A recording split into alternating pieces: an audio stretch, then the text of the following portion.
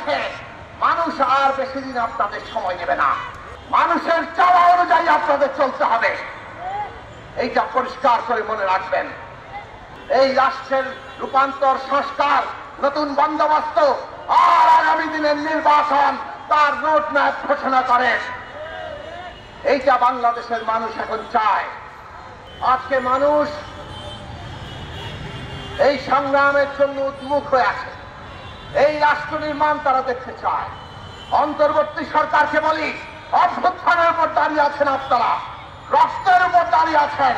3 মাস পার হয়েছে, এখন পর্যন্ত জানমালের নিরাপত্তা প্রতিষ্ঠিত হয়নি।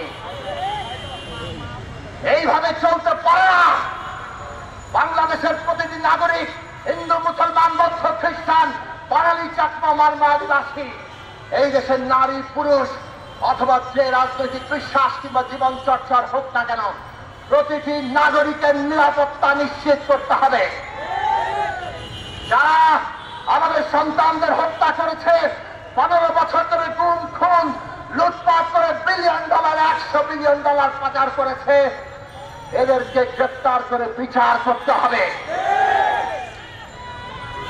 আর দেশকে ফোকলা বানিয়ে দিয়ে গেছে অর্থনৈতিক সংকট, দ্রব্যমূল্য, মানুষের আয়ের সাথে ব্যয়ের সঙ্গতি নেই, খেটে খাওয়া মানুষ বিপদে আছে। এইসব সমস্যার সমাধান করা আপনাদের দায়িত্ব। যদি না পারেন তাহলে দায়িত্ব নিয়েছেন কেন? 3 মাস হয়ে গেছে, মানুষ আর বেশি দিন আপনাদের সময় নেবে না। অবিলম্বে এই সব ক্ষেত্রে মানুষ তার অগ্রগতি দেখতে চায়। জানমালের নিরাপত্তার ব্যবস্থা করেন, দ্রব্যমূল্য কমান, অর্থনৈতিক চ্যালেঞ্জ মোকাবেলা করেন। আর সমস্ত রাজনৈতিক দল, শিক্ষার্থী, শ্রেণী পেশার অংশীদারদের নিয়ে একসাথে বসে এই রাষ্ট্রের রূপান্তর, সংস্কার, নতুন বন্দোবস্ত আর আগামী দিনের নির্বাচন তার রোড ম্যাপ ঘোষণা করেন। এইটা বাংলাদেশের মানুষ এখন চায়। মানুষের চাওয়া অনুযায়ী আপনাদের চলতে হবে, এইটা পরিষ্কার করে মনে রাখবেন। আমরা বাংলাদেশের মানুষ এই সরকারকে সহায়তা করেছি, সমর্থন করেছি।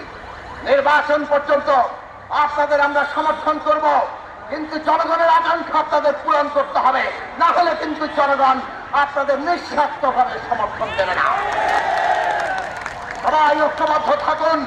শত্রুরা এখনো ক্রিয়াশীল, এই অভ্যুত্থানকে রক্ষা করতে হবে। মাওলানা ভাসানী আমাদের দিশা হিসেবে সামনে আছেন। আগামী সংগ্রামকে, জনগণের স্বপ্নকে সত্যে পরিণত করতে হবে। সবাইকে আবারও সালাম, শুভেচ্ছা।